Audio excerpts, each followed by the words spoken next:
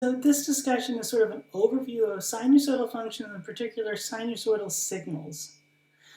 Signals meaning something that is now moving in time.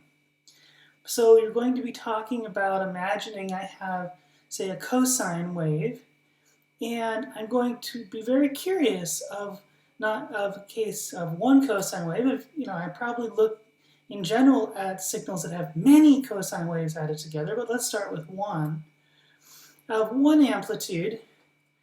And so it has a term in front, and that would be known as its amplitude. It may have units depending on what it's connected to. It'll be usually 2 pi times the frequency times time plus some sort of phase angle. And this is sort of a general way to explain what a typical sine or cosine wave of a single frequency f might look like.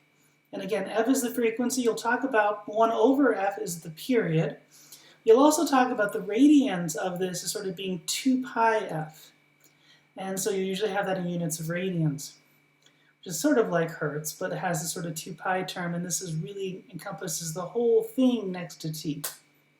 So you'll see both of these will be very valuable at times. And it's always a very interesting property that have you plotted something correctly or not, if you look like you're almost an order of magnitude off on something, you might have forgot a 2 pi.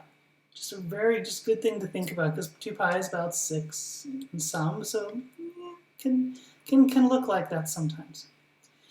We can also put this into an complex exponential notation. And in fact, this time, saying this, if I were to say, let me take this and transform it to this exponential. Now, what I'm really saying is I'm going to take the real value of this, and that's going to be my sinusoid. And you can kind of see that because if I took this structure and took the real value of it, what I'm going to find is I'm going to get the real value of the first term, and then I'm going to have j times sine of the second term, right? And also with the same amplitude, but because it's imaginary, it's going to go away. So again, I can kind of see I get this transformation. And I could imagine having not just one signal, but I could have 2 signals. And now this gets more interesting, because now I ask the question, well, what happens when I start to sum them? And here's an interesting property that's kind of important, whatever level, if you're just starting off doing complex or done this for a long time, is to know a very interesting property that if I took the real value of a whole sum of complex numbers or complex functions or complex sinusoids, that will equal to the sum of the real value of each of those complex signals, functions, whatever.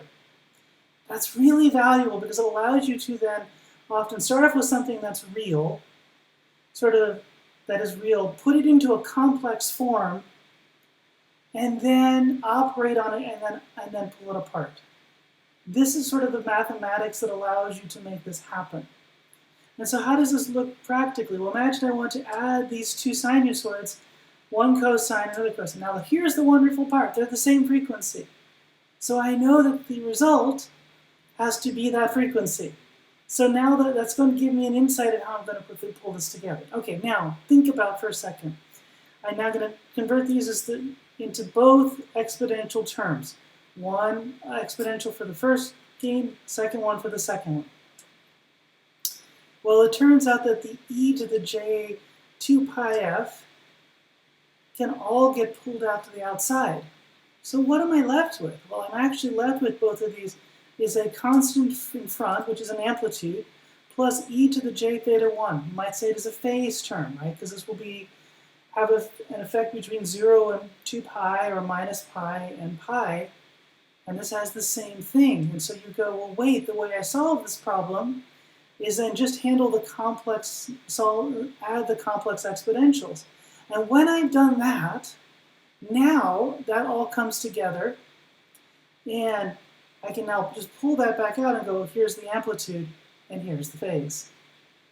It's really nice in terms of being able to handle things with the same frequency.